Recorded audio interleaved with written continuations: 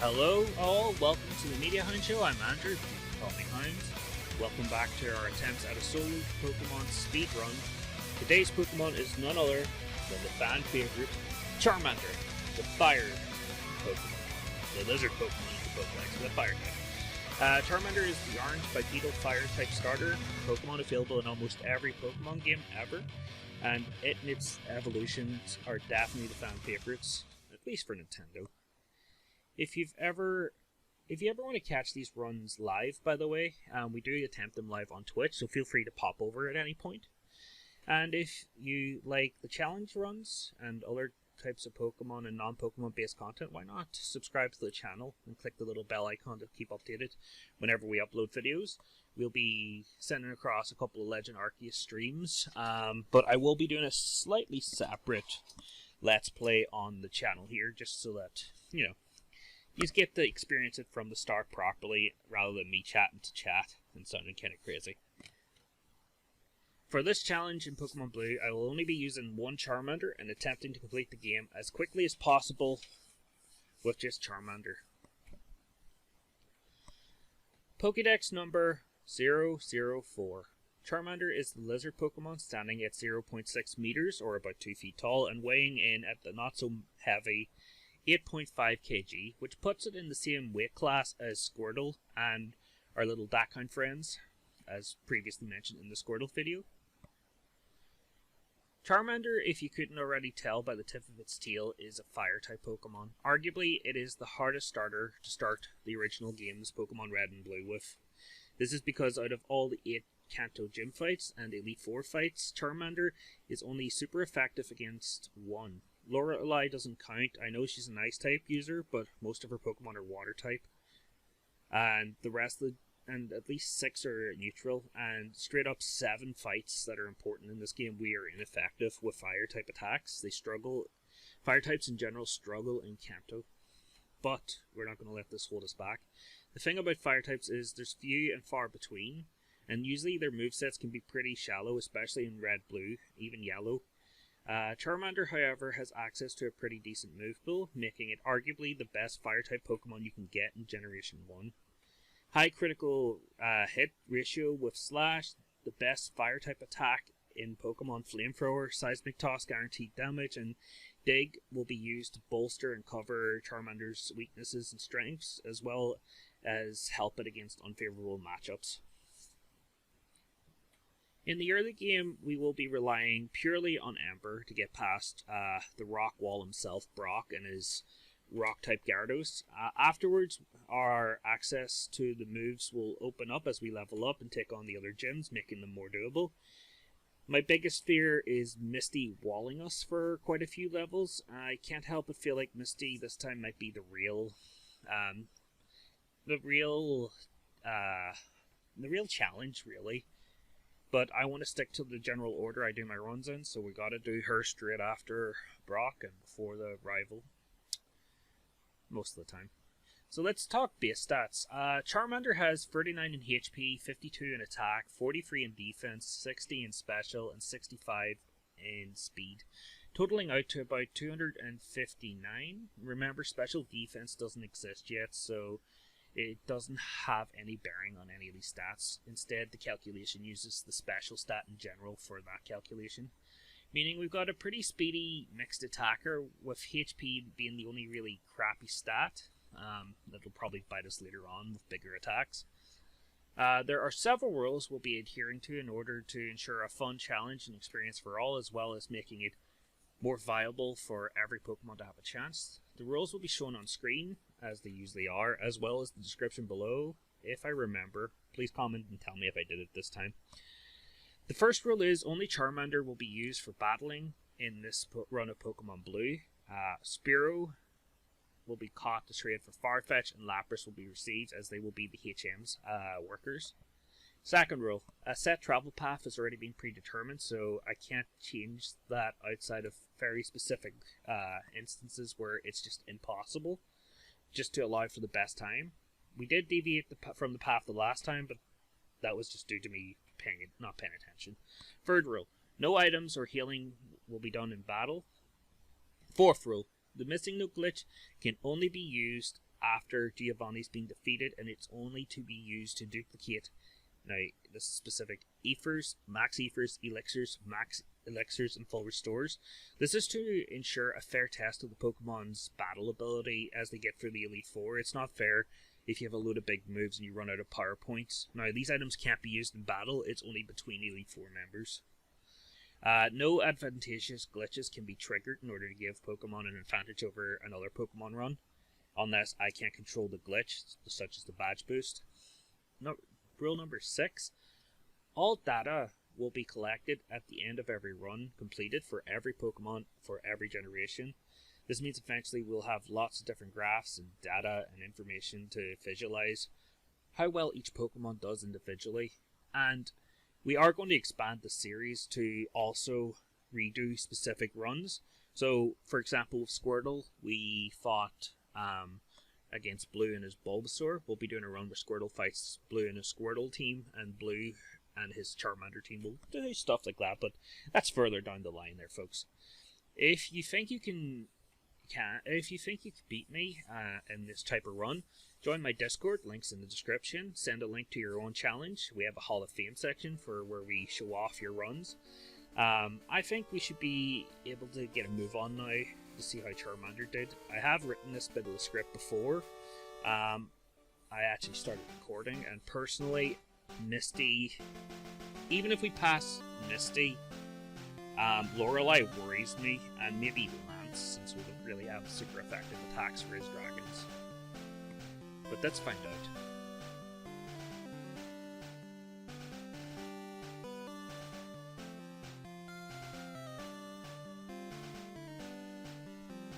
In this playthrough of the game Pokemon Blue with Charmander, we name our player character Ty. For a change, we don't just use the universal randomizer because we get to choose and start with Charmander, so lucky us.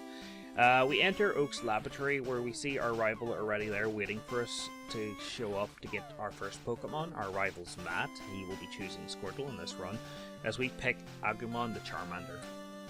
If you'd like to be involved in future runs or planning out runs or choosing nicknames, etc., etc., feel free to drop links or drop your ideas in the comments, or head over to the Discord and cast your vote on future runs and stuff. Or if you want to see a specific game, let us know. Once we have our starter Pokemon, our rival Matt challenges us to our first ever Pokemon battle in Oak's laboratory. Good thing we don't know any fire attacks, or the fire department might need to be called.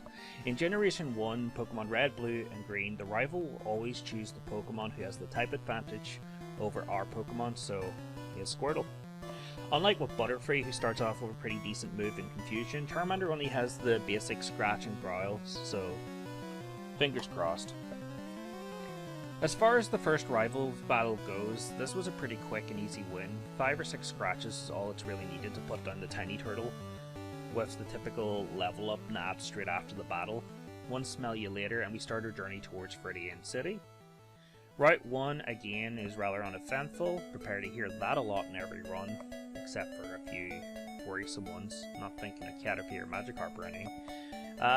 We get Oak's parcel from the Pokemart and start our journey travelling back towards Palatown to drop it off so we can actually progress with the game.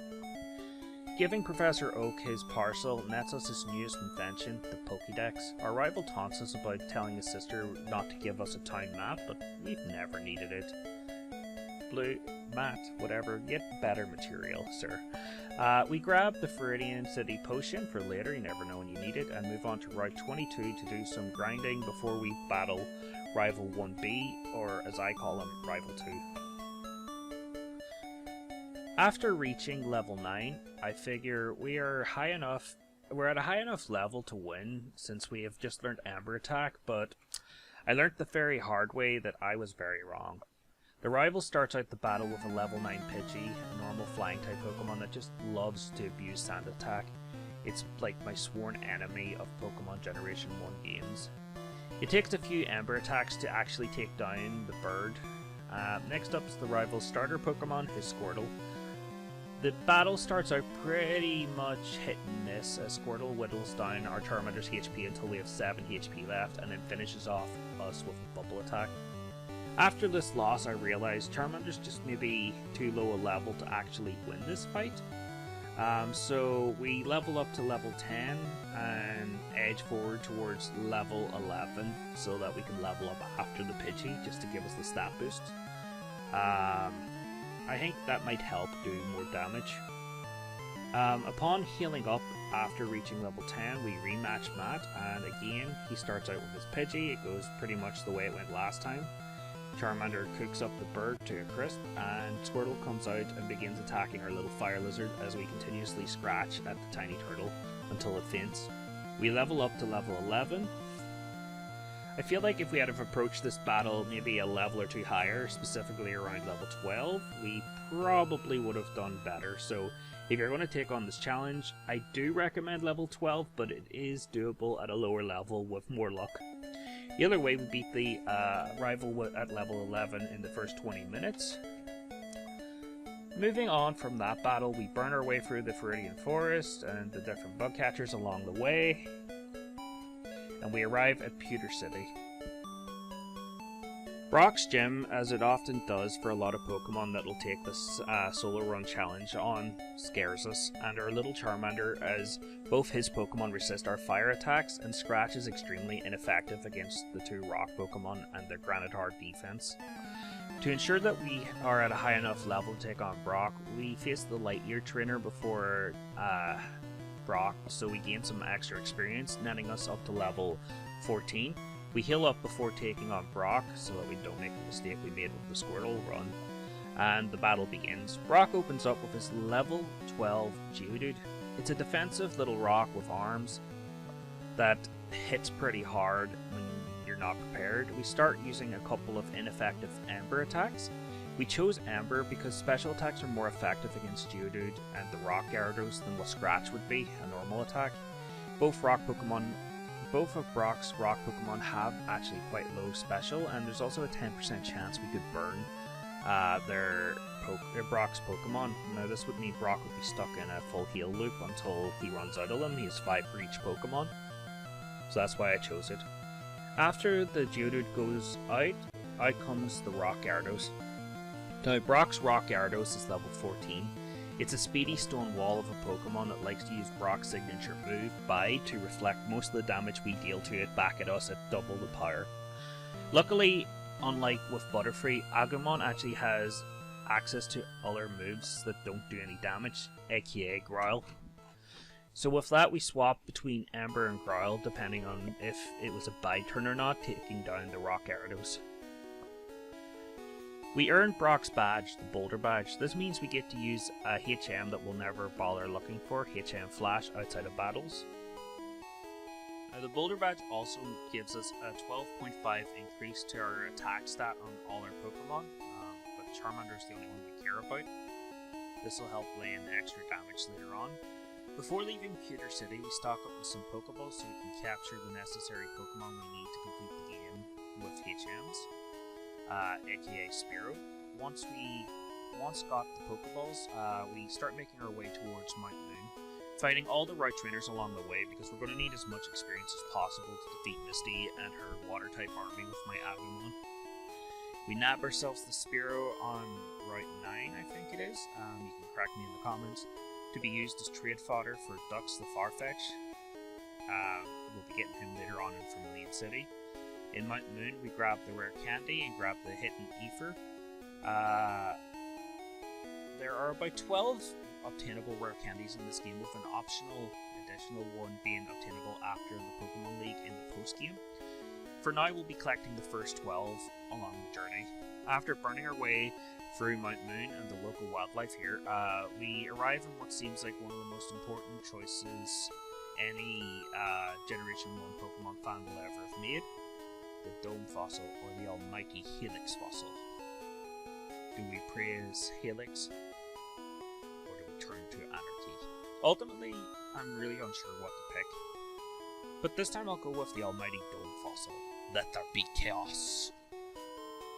We make it out of the cave and arrive at Cerulean City, where we heal up, and then we have to choose between taking on Misty and her gym trainers, or going after our rival first. But what's the worst that can happen from sending our fire lizard out against her water Pokemon?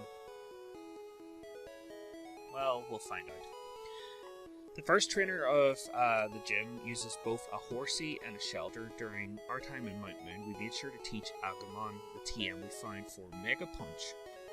This is so that we have a strong neutral type attack against the water Pokemon. And ultimately it worked out pretty well against the first gym trainer, so that means we have a good chance against Misty, right? Because ignoring the bad accuracy of the attack, it's pretty strong, right? The second trainer who uses the supersonic abusing Goldeen and manages to take, but we managed to take it out pretty easily, letting us reach level 23. Clearly this has to be a good omen, right? I'm not building up any foreshadowing, right? Misty starts the battle off with her level 18 Staryu, and our Agumon is already sweating buckets. We open the battle with our Mega Punch attack as Staryu tries to fight back with Water Gun. The way Gen 1 AI works is it'll always choose the super effective type of move against your Pokemon regardless of what's more effective in the moment. So she'll keep using Water Gun since it is a higher damage and effective move. The second punch takes out the Starfish and we have over half health. Things are actually going pretty well. That is, until Starmie comes out and tries to drown a bitch no jutsu, our fire lizard, taking the victory away from us. Fuck. Well, it's time for the rematch. Only this time, Staryu's the one to wash us out of the gym. This isn't looking good at all. Again and again, we'd keep re-entering the gym and we'd either be taken out by Staryu or Starmie with the water attacks. And there wasn't anything I could actually do. Charmander just takes too much damage and doesn't have enough health. So, instead of keep throwing our heads against a brick wall, we decide to head north towards the Nugget Bridge to face off against our rival and gain as much EXP up in the upper right as we can, because it's very valuable at this stage. Our rival Matt challenges us at the mouth of the Nugget Bridge and sending in his now evolved Pidgeotto at level 18. This bird can still be annoying with its frickin' sand attacks, and our Agumon has the 8 level advantage, so we should be okay. A couple of mouthfuls of fire later and the bird is fried into some tasty tasting chicken. Jeez. Abra comes out next, only to be punted into next week with a Mega Punch. The rival's Rattata comes out next, but again isn't a threat, much like Abra. The biggest threat is our rival's Squirtle, as I'm convinced after her Misty experience that a critical hit Water Gun might be enough to take out our Fire Trico. Charmander starts laying into the tiny turtle with Mega Punches, taking a couple of hits in the process. This one was actually a lot easier than I was expecting. I really underestimated the attack stat plus Mega Punch combo we had going. We start making our way through the Nugget Bridge till we come up to the stranger's house isolated from the rest of Cerulean City. Its homeowner seems to be out and left their Pokemon to guard the house. We happen to find a couple of SS Ann tickets just lying there, so we pocket them, finders keepers. Really should have had a better Pokemon guarding his house than the Clefairy. This little trek through the coast of Cerulean City managed to net our Agumon 3 more levels, so before heading to Cerulean City and potentially over-leveling, for the sake of content I figured we may as well try this gym again. Misty leads the battle with her level 18 Staryu. It takes 2 attacks to take it down, letting it hit us with its super effective Water Gun. Between Staryu and Starmie, Charmander reaches level 30 and learns Slash Attack, which I immediately replace Mega Punch with, so we have a more accurate attack that can land more critical hits. Starmie comes out and Misty starts the battle off with an next defend, almost like she's seen me learn a new attack. We retaliate with a Seismic Toss so that we can land set damage, so that we know our next attack's going to be more effective. But we take a super effective Bubble Beam to the face, but somehow we live with 11 HP. I don't know how we did it, but we did. And this lets us take out the overgrown Starfish with our second Seismic Toss, which I actually wasn't expecting, as I was expecting 2 Seismic Tosses and Slash. But you know what? I take this type of victory. To be honest, not really much has changed between Rival Fight 3 and Rival Fight 4, except for some of this Pokemon evolving into their next respective stages. Pidgeotto is still annoying if it gets to set up too many sand attacks, Raticate and Kadabra are probably way faster than us and hard hitting. But because we have Dig now, we're probably not going to really have a problem with them. Pidgeotto goes down to a single slash attack. Raticate comes out next to face the same fate. Kadabra is out next, but also can't seem to handle a little scratch from our lizard. Wartortle proves to be the biggest threat again on his team, surviving our first attack, even with it being a critical hit, but does very little damage back. Our second slash is enough to take it out, and the fluffy turtle only landed one bubble on us. We help some seasick old dog captain, and he pays us back by giving us our first HM disc, HM01 cut, which we promptly teach to ducks, who we traded for off screen so we can access Surge's gym. We wave our goodbyes to the SSN, not like it's doomed or anything, and head towards Cerulean City. Inside the gym, we use this image here to help us figure out the puzzle so we don't waste too much time. We'll never pause the run timer here because it's technically part of the game and it needs to be done in process as if our progress is even if it's buggy and random mess. With access to Dig, this battle should be very trivial for our Charmander, who's sitting at a pretty nice level at 32. First up is Surge's Voltorb, which we one-shot with Dig. Next up is Pikachu, but we all know it has paper thin defenses, and it should be no surprise to anyone when a single Dig lands and takes it out. Up last is Surge's ace Pokemon Raichu. We managed to somehow outspeed it going for the Dig attack, but instead of doing anything useful, Surge instead gives his Pokemon an X speed, and with that, Raichu now outspeeds my Charmander, but Charmander is underground, and Raichu tries to growl, but we're underground so it doesn't work, and Charmander pops out taking out his Raichu. This has possibly been the easiest gym battle we've faced with all three Pokemon. That's including Squirtle and Butterfree's run. We head back to Cerulean City. I do a little spring cleaning of our backpack, get the $1 million bike with the bike voucher. Because we didn't get HM05 Flash, we'll be going in blind to Rock Tunnel, which is fine. I've played these games so many times, I can literally map it out in my head and get around. My biggest worry of Rock Tunnel is the Bomb Boy himself, the Geodude Graveler trader. He likes to blow up his own Pokemon. His goal isn't to win the battle, but to delay you, the player, as much as possible. Luckily, though, we have Dig, so we can just avoid all his explosions and give ourselves the easy win. Sometime later, we make it to Cerulean City, Celadon City, I always mix them two up, the location of Erika's Grass-type Pokemon gym. I get the feeling that this gym might be a cakewalk for Charmander, but first things first, we buy a couple of bottles of fresh water. We'll be saving that for later. And we'll go visit the local celebrity who gives us HM02 Fly in order to keep her house location a secret. I'm going to tweet about this real quick. Now it's time to go to T-Rocket's hideout. Normally this isn't actually that hard of a place, but for some Pokemon they may have a bigger challenge than others. Charmander is weak to the ground type Pokemon that appear in here, used by the Rocket members. It's not that bad to get around, but the movement panels do get frustrating. We make sure while we are here to grab the rare candy off the floor of the notorious crime boss group. I'm sure it's just candy, right? It's gotta be fine. We find the grunt with the lift key and proceed to kick his ass until he gives up the key. Easy peasy. We make it to the secret basement lift and take it to the bottom floor so we can have our meeting with the Pokemon Mafia boss, Don Giovanni. Giovanni starts out the battle with his Rock Gyarados at level 37. It isn't really a threat like Brock's originally was, since we now have Dig. A single Dig is enough to take it out. Next up is the Rock Rhino Rhyhorn. It is proving itself to be a lot bulkier than what Onix was, and actually survives our initial Dig attack, only to go down to a follow-up Ember since it also has crappy special.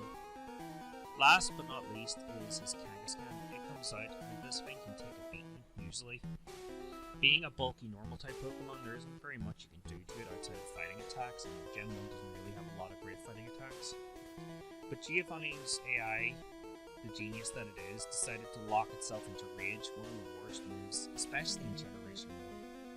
We pick up the Self-Scope after defeating Giovanni and dig our way through what seems to be a lot of concrete and foundational structures, mostly holding up the casino. I'm sure it'll do no structural damage, I'm sure. We head to the Ghost Tower to be confronted by our rival as we pay respects to what happened to his Articuno on the boat, only for him to decide he wants to make our Pokemon famous so he can make himself feel better. Dude, there's better ways to get around your negative emotions. Oh well, we're in a world full of monsters. Bygones be bygones. Our Agumon has powered up a lot since our last battle with our rival. He doesn't know what he's getting into. Pidgeotto comes out first, launching a quick attack to get in some quick chip damage. But being the battle expert our Agumon the Charmander is, it expected this and let Pidgeotto get in range so it could land a critical hit with our slash attack. The second slash takes out Pidgeotto as we outspeed. Matt then sends out his Gabumon stand-in, Growlithe, the good boy Pokemon. Knowing that our fire attacks are pretty much useless at this point, we opt to go for a dig attack, outspeeding the good boy, and this super effective attack takes out the Gabumon in a single hit. On defeating it, we level up and learn Flamethrower, which, thank God, we don't have to use Ember anymore. This power-up allows us to Flash Fry the Execute. Charmander, I think I prefer my eggs a little bit more runny in the middle, but make them how you like, never mind. They were one-shotted and burnt to a crisp, you know, we can just skip breakfast. Except for kids, you should eat your breakfast. His Kadabra is out next, but its physical defenses are not very bulky and a light breeze could probably blow it over. We take it out with a single slash, moving on to the rival's starter Pokemon Wartortle. We're at level 38, so I'm really not worried. A critical hit slash actually takes the Wartortle down to about 1/3 of its health as it tries to blast back with a water gun, but another critical hit slash is all we need to take it out. Invoking the powers of the Shadow Realm once again, we make our way up this Tower of Death, making sure to grab the rare candy lying here in the graveyard. Before making our way to the top of the Ghost Tower, we have to deal with the Marowak, Cubone Steadmuller, who has yet to pass away. After stealing it away and letting it move on in peace, we save Mr. Fuji, who happened to be a hostage of Team Rocket. We also happen to pickpocket his fancy Pokeflute because, you know, we need a reward for what we're doing. After making our way past Master Roshi at the front door of the Cerulean Gym, we burn our way into the inner sanctum of the garden through all the bushes and gym trainers to challenge Erika. First out is our upside down banana, Victory Bell, but at level 40 and having access to Flamethrower with Stab, it makes this gym kind of a joke for Charmander. 2 blasts of Flamethrower is enough to fry the banana fritter. Next up is Tangela, the spaghetti monster, but it only takes 1 Flamethrower to take it out. And last but not least is Erika's Vileplume. But it's no sooner out till we burn it away with what seems to be that sweet super effective damage. A single hit's all it took to wilt the flower monster and earn us the rainbow badge. We're really flying for this early part of the game. Hopefully we can keep up this pace. Remember we have the Pokeflute, so we decided to practice our sweet grade 1 recorder skills to a sleeping Snorlax, who happens to be a massive hater as it attacks us to stop us from playing anymore with Pokeflute. God, this one can never try anything new these days. Everyone's a critic. But ultimately at this point our Charmander is that strong that it doesn't take much to take out the sleepy Pokemon. While navigating down the cycling road, we happen to collect the hidden rare candy along the way to Fuchsia City. We go through the Safari Zone collecting the Warden's Golden Teeth, gross, and the HM03 Surf, all in one swoop. We hold on to the HMs for Surf for a bit longer until we can get Lapras, as we trade the Golden Teeth back to the Warden for HM04 Strength, which we'll also give to Lapras later. We arrive at the Ninja Gym, where there are several Ninja Gym trainers who are actually jugglers. Yeah, that's a thing.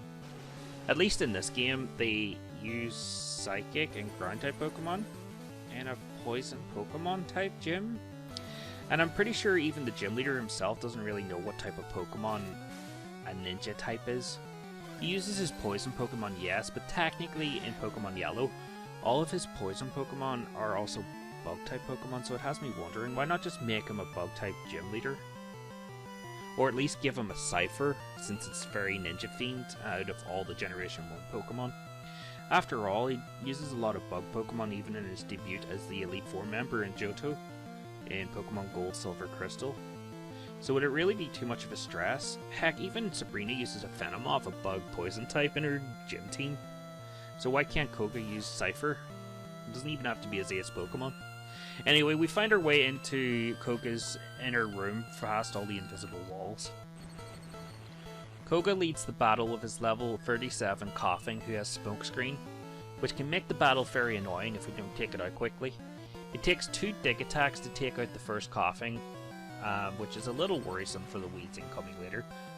Muck is out next and starts using Minimize, another really annoying accuracy evasion based strategy. I probably should have went with a more accurate attack like Slash so it couldn't spam Minimize on us, but luckily Dig hit and took out the Muck. Next up is his second Coughing, and it actually put up a better fight than its predecessor Coughing, the first one, but ultimately it misses its only chance to take us down as we land a critical hit Dig. Finally is Koga's Wheezing. This level 43 giant gas ball has an explosive personality, to say the least, with a big tendency to self-destruct without warning. So to mitigate any potential unexpected blasts, we have our Agumon Dig underground. The attack barely does 1/3 damage to the gas behemoth as Koga starts to power it up with X attacks. This is worrisome, but we use this opportunity to hit it with another Dig attack, doing big damage. But we get badly poisoned by Koga's signature attack, Toxic, straight after. The poison doesn't really matter at this point, as another Dig attack's all that's needed. Surprisingly, the floating gas pocket chose not to self-destruct itself this time. I guess it's the first for everything, Koga. After defeating Koga, we then take this time to sort out our inventory again before flying to Saffron City, which is going through a bit of a crisis at the moment with Team Rocket takeover currently happening. The focal point of this business invasion seems to be the Sylph Company, so we do what any self-respecting 11-year-old with access to super-powered animal monsters would do, and storm the central building with our Naruto-like ninja run, taking the rockets down by surprise as we make it to where our rivals suspiciously hanging out. Oh, don't tell me you're going Sasuke on us. This is actually a really scary rival fight, Rival 6, and the first big real jump in difficulty that most Pokemon in solo runs face after they get over the hurdle that is Brock. His team's pretty fleshed out, covering a lot of typings, and his movesets are okay to say the least. Our biggest saving grace is that his Pokemon's current movesets are kind of really terrible, and our Pokemon's movesets are amazing. The attacks are still effective that he can use against us, but if we're prepared enough, we'll win. I do fear the Blastoise in this battle though. We preemptively teach our Charmander double team, with the intent of setting up on Growlithe, replacing our Slash attack with Body Slam, with the potential to paralyze a foe, since there are quite a few Pokemon in his team that could outspeed us, and critical hits are going to work against us later on. We impressed the scientist so much who was watching and refereeing the battle that he gives us his transport Pokemon Lapras, and then we proceed on to Giovanni. Giovanni shouts at us for interfering with grown-up business, but old man, think about it, I wouldn't have to do this if the law enforcement of the Pokemon world would actually do something rather than rely on 10, 11, 12-year-old children to stop crime lords and madmen and eco-terrorists. First up is his Nidorino. Compared to our Charmander's Dig attack, it is nothing and goes down in a single hit. Next up is his Kangaskhan. Unlike Nidorino, this is actually tanky enough to take a blast over a flamethrower, but goes down to a second hit of it. Giovanni's Rock Rhino is up next. Now, normally the type matchup would not be favourable, but because Rhyhorn's special stat is so low, our flamethrower is strong enough to take out the mini tank in one blast. Up finally is Giovanni's ace Pokemon, Nidoqueen. It comes out and goes down in 2 dig attacks due to dig being super effective. Giovanni then proceeds to spout some nonsense about all Pokemon belonging to Team Rocket. I wasn't really paying attention though, as we heard the spiel before and time again, and we'll probably hear it again later on. We make our way to the Fighting Dojo, which formerly was known as Saffron City Fighting Type Pokemon Gym until Sabrina rolled in with her Psychic Pokemon and got awarded the position as Saffron City Gym Leader. Again, we refuse to take one of their trophy Pokemon as we don't really need either of them to do anything. And we do a little bit of item space resource managing again at the Pokemon Center because we only have 20 slots in our bag. Gotta love Generation 1. And grab the TM for Mimic before moving on to Sabrina's gym. Apparently Sabrina had a vision about our arrival before we made it to this gym. Too bad the vision wasn't very accurate and didn't tell us about how she's just going to end up handing us the badge anyway to save herself embarrassment. But here we are starting the battle. I guess this is why in Kanto never talked about Bruno. No. Maybe it's Sabrina. No. All dating jokes aside, jokes that date me aside, we take out the Kadabra with a single dig attack, burying the Pokemon. Next out is her Mr. Mime. It's a lot bulkier than Kadabra, so maybe it'll put up a better fight.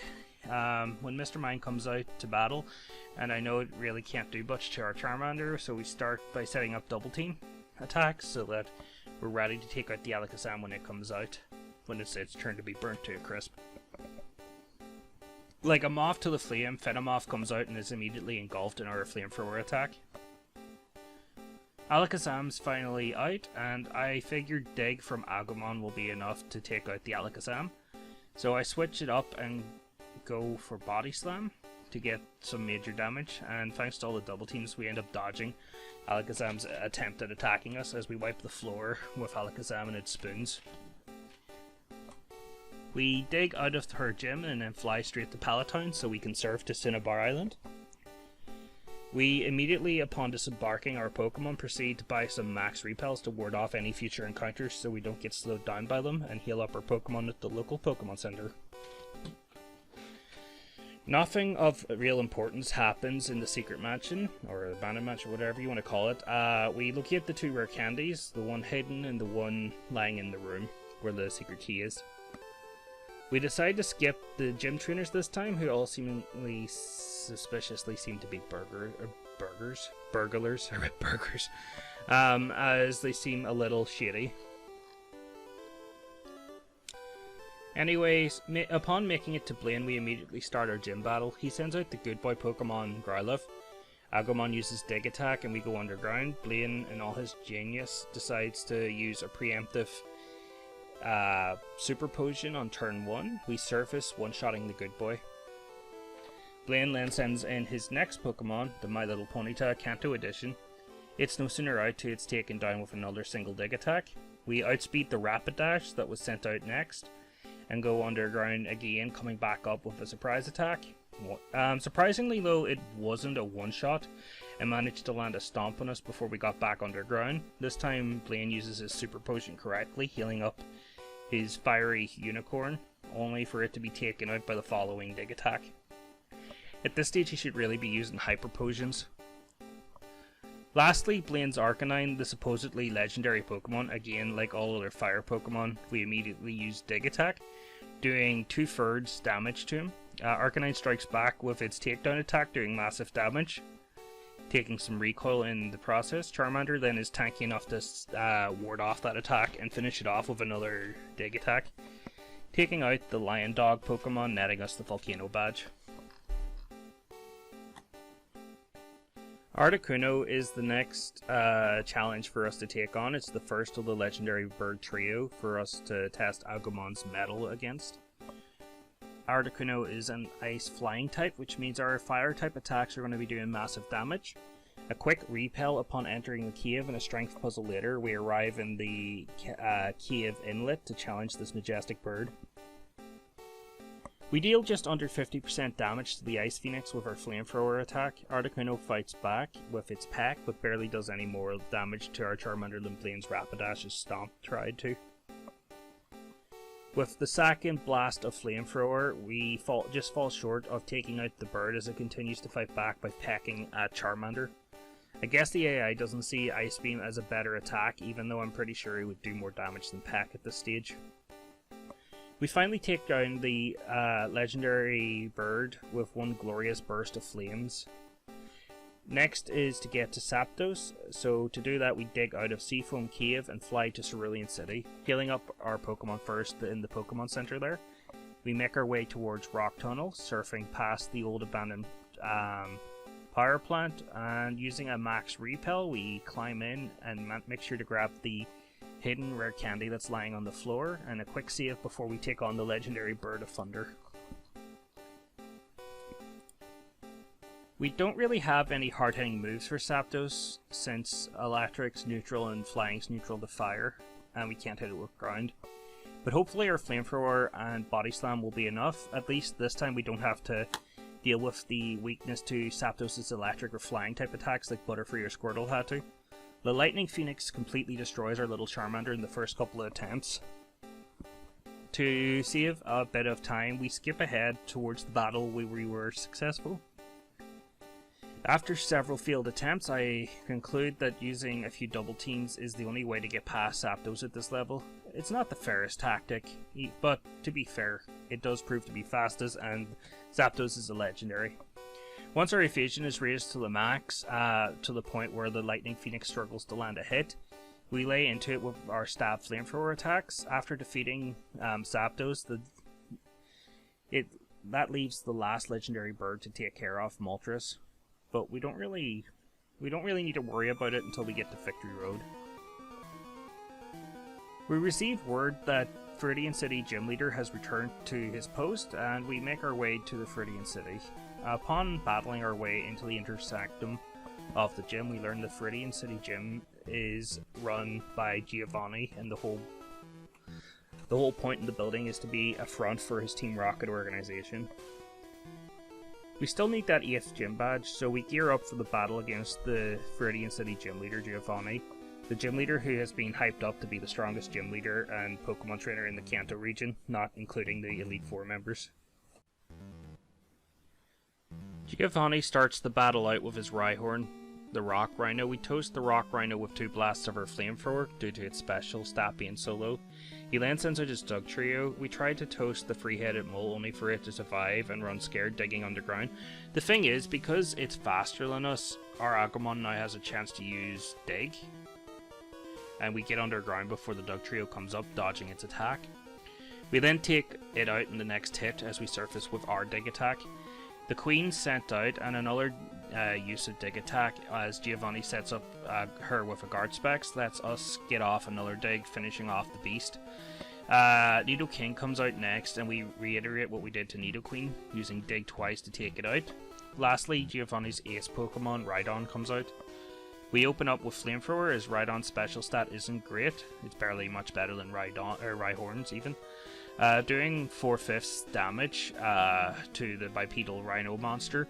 Instead of fighting back though, I think Giovanni's AI had expected its defeat and just threw the rest of the match as it goes for another Guard Specs onto Rhydon. With its attack stat, it potentially could have, especially with a crit, potentially could have taken out my Charmander with any sort of ground attack.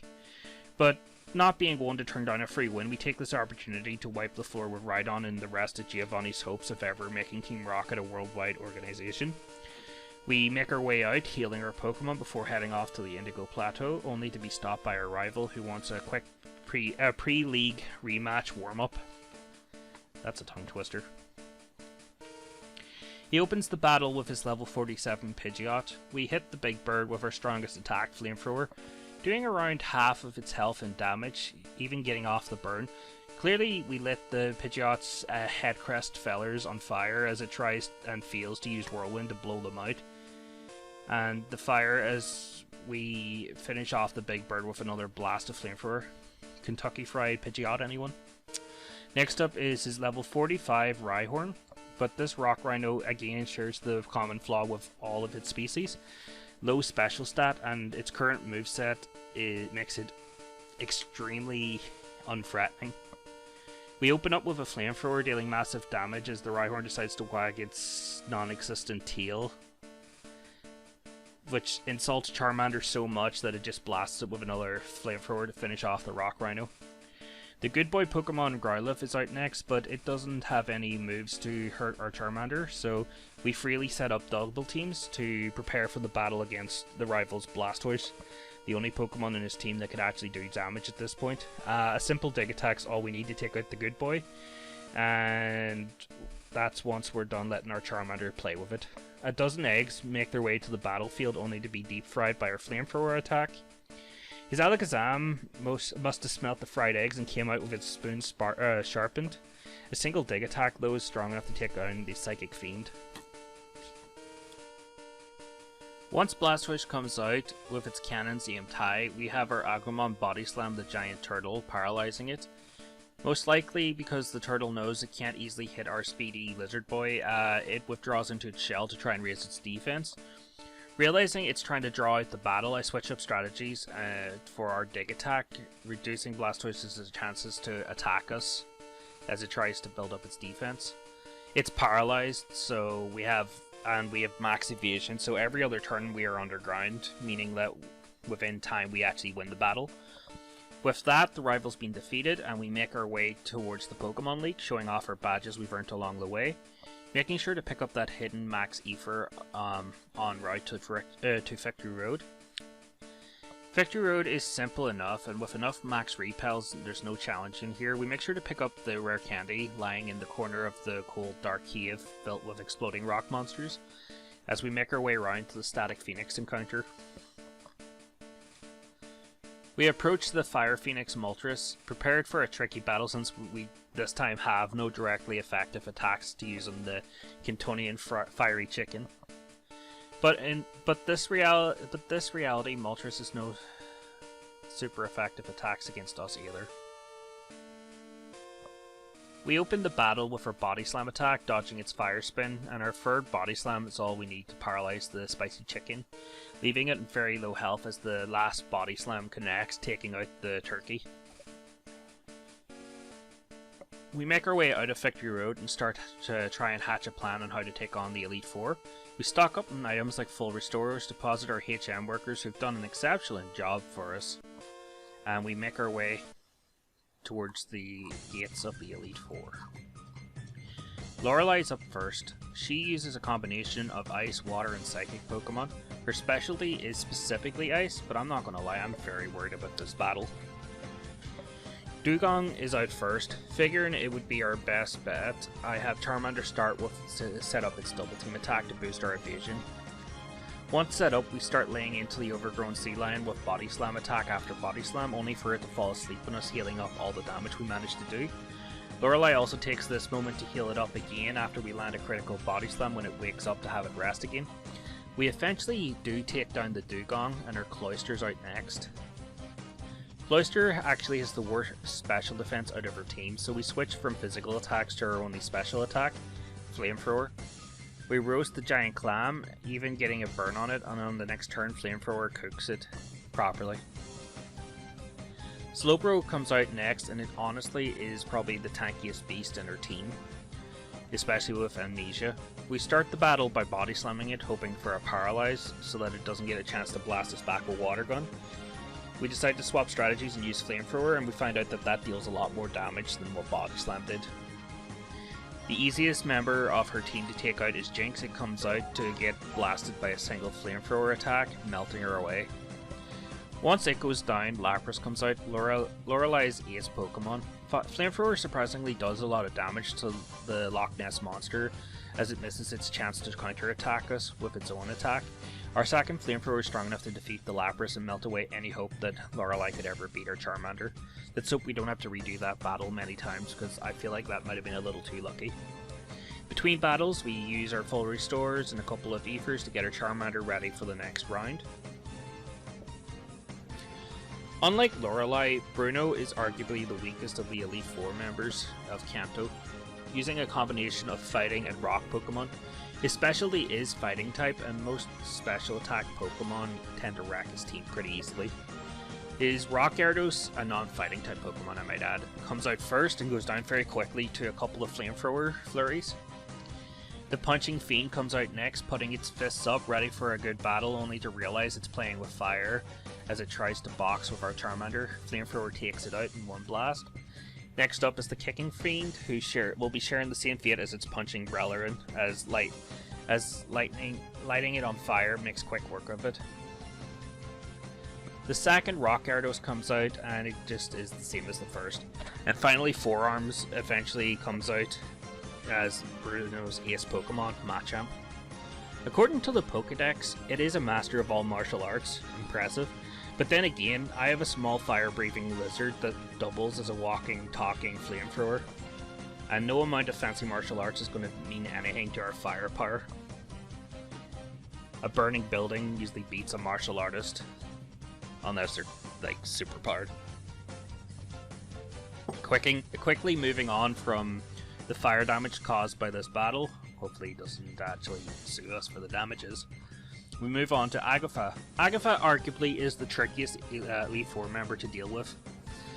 It says she specializes in ghost Pokemon, even though arguably she's more of a poison type specialist, but this is usually the hardest fight of the Elite Four for us.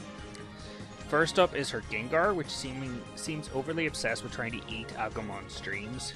You know, without putting us to sleep first. One dig is enough to take out the spooky, scary ghost with a critical hit. Next out is her Golbat, the 5-foot 3-inch blood-sucking vampire bat. And like what any sane person would do if they met a 5-foot 3-inch bat is try to set it on fire and kill it with the fire. And if that doesn't work, we throw more flamethrowers at it to light it more on fire. To quote Helsing Abridged, is it on fire? Yes, but it could be more on fire. Somehow it lives the second flamethrower blast with a sliver of HP left. Agatha is thinking she can still get some use out of the overgrown bat and suddenly swaps it out for Haunter. What are you doing, Agatha? A single dig attack is all it's needed to wipe the Haunter into another dimension. Realizing her mistake, she sends out her barely conscious, badly burnt bat again for some reason as we proceed to body slam it back into its Pokeball. Out next is Agatha's Arbok, and in a matter of 2 digs, the 11-foot 6-inch snake goes down. That could have, in real life, I can imagine that snake being really, really scary. Her final ghost comes out of the shadows to do battle. It launches Confuse Ray, confusing our little lizard. Agumon manages to burrow underground, only to punch itself in the face so hard it comes flying out of the hole. The Gengar goes for Dream Eater again, but we're awake still as Charmander goes back underground. Luckily this time while underground we snap out of confusion and hit the Gengar with a super effective dig attack. Thinking we had this in the bag, we go for a flamethrower to finish it off, only to realize Agatha had another super potion lying about and Gengar gets to survive longer. She goes for another super potion as we decide, you know what, no more playing, and go for the full power dig to finish off the ghost. What a lucky Agatha fight. We heal up our HP and power points and we prepare for the next battle against Lance, who is maybe the last major obstacle we have to fight outside of the champion of Mewtwo. Lance is the flying type specialist of the Elite Four. I mean, he's the dragon type, definitely the dragon type specialist. Lance has a Gyarados that could potentially be the most dangerous Pokemon out of his entire team, bar Dragonite. It tends to have high-powered water attacks, which will definitely one-shot us, especially if they get crits. Realizing we might need to cheese our way for this battle, we prepare to get past, especially to get past Gyarados, we still have to fight against Aerodactyl and Dragonite, so we might have to cheese it. The Water Onix comes out first. Its Hydro Pump is a devastating attack, so if I can get lucky and it misses, we have a chance. We have actually lost now countless times to Lance. Lance is a scary opponent and Gyarados keeps Hydro Pumping us. I've lost that many times I had to use all my rare candies and grind all my Charmander all the way up to level 80. After our second body slam, we paralyze the Aquatic Onix, letting us outspeed it for a change and take it out of the next attack. The first Dragonair comes out first, as we start to set up double teams as we keep getting hit by Dragon Rages. Hopefully he sticks to Dragon Rage so we can get the double team set up properly. We keep double teaming until we get hit by a pretty powerful Hyper Beam. Luckily the recharge turn for Dragonair actually gives us an extra turn to double team. Now that our evasion is as high as it is, we change from the setup to the full forced assault on the rest of his dragons. We start going for dig attack to guarantee that we have an extra layer of protection. A single dig is all that's needed to take down the Dragonair, to be met by Lance's next Pokemon, Aerodactyl. Aerodactyl comes out and lives our first flamethrower attack, hitting us back with the apparently 55% accurate supersonic attack. Yeah, 55% accurate for when we use it, but when the AI uses it, forget it, it's 100% accurate 100% of the time.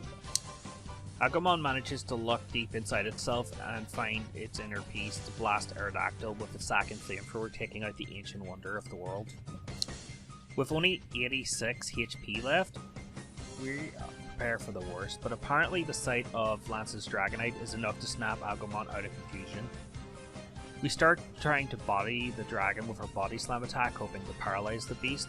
Dragonite keeps using its agility attacks, only to get paralyzed straight after our second Body Slam. Lance starts hyper potioning in an attempt to draw out the last leg of this battle. It takes a few more Body Slams before we finally take down the dopey looking dragon, winning us the last battle of the Elite Four. All that's left now is our rival, the champion. Hopefully it won't be that challenging, right? Like, Lance forced us to level up so many levels just to get past here. Moving on, our rival is standing in our way. He's known as the champion now of the Kanto region, and we are about to usurp that throne from him with a single Charmander. His Pidgeot stands against us first. It takes 2 blasts of Flamethrower to take down the Bird Jesus. A reference to Twitch Plays Pokemon for those that don't know. Who am I kidding? Everyone knows about it at this stage. His Alakazam comes out next, but we outspeed it and go for a dig attack, dodging its next attack.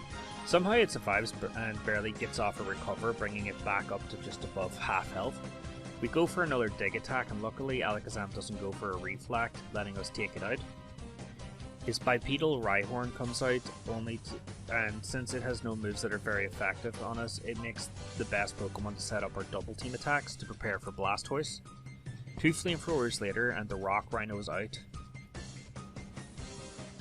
The good boy Pokemon Arcanine comes out, and we just go for a dig attack, which is super effective against it, one-shotting it. It takes a good nap. His Executor comes out, but the same thing happens to it that happens to all things hit by fire. They light up and then burn to ash. Finally, Blastoise comes out, and with this, the battle gets serious and could go either way. A critical hit, super effective Hydro Pump with Stab could probably still one-shot us even from this level advantage. Our first Body Slam paralyzes the tortoise, and all Blastoise can do is withdraw on its shell as our double teams prevent it from hitting us, and the paralysis makes it virtually impossible to take us down. With a few more attacks, we finish off the champion battle with a flamethrower, cooking the turtle, letting us win the Pokemon League. And with that, we've done it. We beat the Pokemon League, we became the champion, and Professor Oak appears out of nowhere to congratulate us and completely ignore his own grandson. So, you know, nothing new. We enter into the Hall of Fame of the Indigo Plateau as the Kanto region champion. We did this part in 4 hours and 45 minutes. That's crazy. To be fair, we did do it slower than we did Butterfree, which means we were slower than Squirtle, but I guess it's not really a surprise since it's we used a first stage Fire-type Pokemon. Fire-type Pokemon in general, like I said before at the start of the video, struggle in Kanto, especially in Generation 1. Ultimately, Squirtle's move versatility is proving to be the best way to beat the Elite Four in the game quickly. But the times aren't the only way of tracking such data, so let's take a look after we beat Mewtwo, all the information that we gathered. After the credits have finished rolling for you lovely people, we'll continue on to battle Mewtwo. In the credits itself, the people who help support this channel and our Twitch channel through Patreon, Twitch subscriptions, donations, and overall general support will be listed here. If you want to make it onto this list, feel free to join the Discord or help out in any way. And to be fair, you don't have to. It's just more of a, you can if you like, but there's never an expectation, and we appreciate you all. If you wish to have your ideas for future runs or whatever, or have suggestions, feel free to put them in the comments or go to our Discord, or even come and chat to me live on Twitch. We have a few projects up and coming at the minute. I'm going to use this time to talk about them. We have our first Nuzlocke attempt being recorded at the minute. I'm 25% way through. It'll take a while. We have Legend of Arceus playthrough, and at the minute, I'm sure you've noticed the uploads of Brilliant Diamond. And there's a few more episodes of that coming out. There'll be a few Twitch streams brought across, more as highlights or anything. And yeah, that's really it. There might be a trailer upcoming soon. Still working on it. Of upcoming ideas and stuff that the channel's going to work towards. It'll be a while before it's done. But yeah, enjoy the credits, and I'll chat to you once they've rolled.